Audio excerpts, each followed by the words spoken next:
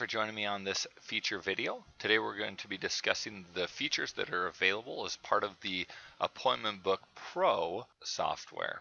The Appointment Book Pro essentially is a software that will give you advanced scheduling options that aren't available with the basic scheduler.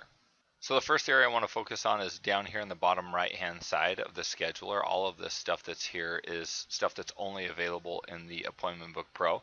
I'm going to start right here with the view options. With the Appointment Book Pro, you have the ability to have a bunch of different views set up, and you can switch between them. So currently I've got a view that has 3 of the providers, Dr. Arquette, Dr. Hosfeld, and Dr. Varna.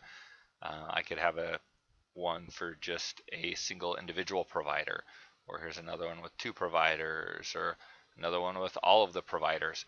But you have the option to come here, create a view, and it'll let you give it a name. It'll let you only give access to certain people, but you can put in resources or providers into this view.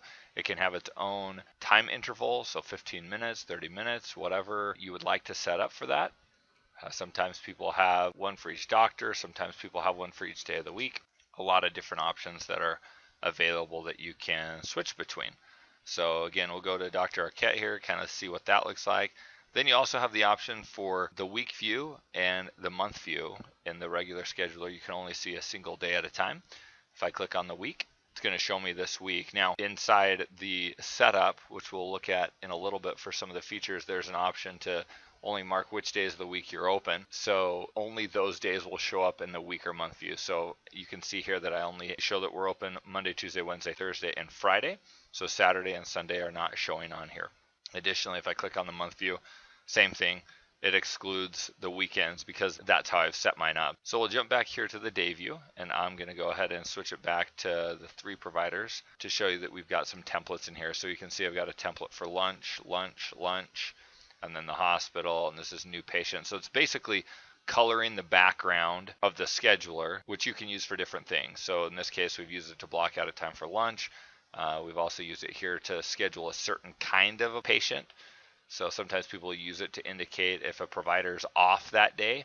They might put in a template to say, hey, don't schedule this day because this provider is on vacation or out for some reason or another, whether that's for the whole day or just a section of the day. To do templates, you click on this checkbox here that says template mode. It gets rid of all the appointments, and now we can just see each of the templates kind of like an appointment. And it functions a lot like that because once we have that box checked, we create new templates just like we would do appointments, where we can highlight an area and then right click and do add template, or we can just double click on the time slot we want. We give it a name. We can come in and put how long we want it for, what color we want it to be if it's recurring, and then we can decide whether or not we want to schedule appointments during this time. And then we can also set up only certain colors of appointments can be scheduled during that time. So for example, if I wanted to take this template here that says new patients and I want to edit that, and I want to say only pink patients can be scheduled during that time, I can set that up here.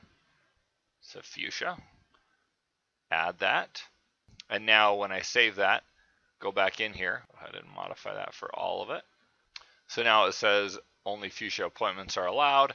If I uncheck the template mode box and see it did let me have this one, but let's say I wanted to try to move this one, which you can see is not fuchsia. I want to move it up in here to that. It says, nope, this money green appointment cannot be scheduled during this time because it's not fuchsia. So those are a couple of things you can do down here related to your views and templates. Another thing that you can do with the Appointment Book Pro is you have this option here to send email reminders for an individual appointment or for all appointments in this view.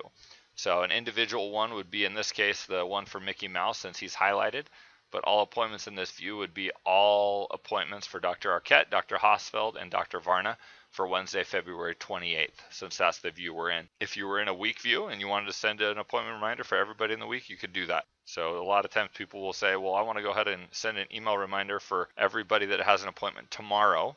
You just click on tomorrow's date, right click anywhere in the scheduler, and do send email reminders, and it'll automatically send an email to everybody that has an email address in the program that has an appointment on that view. Additionally, if we come up here to File and Program Preferences, there is a Schedule Settings tab here. This is what I was talking about earlier, where we can indicate which days we want to display when we're looking at our week or month views. We also have the ability to change the time height, which essentially is like the row height in Excel. So if we come back here and we say we want to kind of spread the scheduler out, so we want to lengthen the amount of time between these lines here, so it's kind of more spread out, we can change that by coming back here to the schedule settings tab and changing this to a larger number. If we wanted to make it smaller and squish it together more, we change this to a smaller number. These options down here are also only available in the Appointment Book Pro, not the use resource scheduling, but these other options, where if we want to hide the patient's name so it doesn't show, or if we want it to be last name first, or if we want to have a warning if we schedule an appointment X number of days out. Sometimes people will put in 365 days. That way, in case somebody accidentally scheduled an appointment and they had the year wrong, a year out from now, it'll come up with a little warning that says, hey, are you sure you want to do this? And you could realize, oh, I have the wrong year in here. Go ahead and change that before I do that. And then also this area here where we can indicate the dates that the office is closed. You can come in here and put those in there, and then it will show on the scheduler in a gray circle. So for example, let's say that I wanted to add something here for President's Day, which was February 19th. So then when we come in here to the scheduler and we look back in February, we can see it's circled here. So you can also click on it and it grays out the whole day. This just gives you an option, because sometimes somebody might say, hey, I want to see the person back in a couple weeks or whatever. Let's say somebody had an appointment on the 5th and they said, hey, the doctor wants to see you back in 2 weeks. You might accidentally click on here, not remembering it's President's Day, but now we know that it's President's Day, so we're going to go ahead and click on the 20th instead and make sure we're not scheduling when we shouldn't be. So those are some of the cool features that are available with the Appointment Book Pro. It makes the life of the person doing the scheduling significantly easier. Thanks again for watching.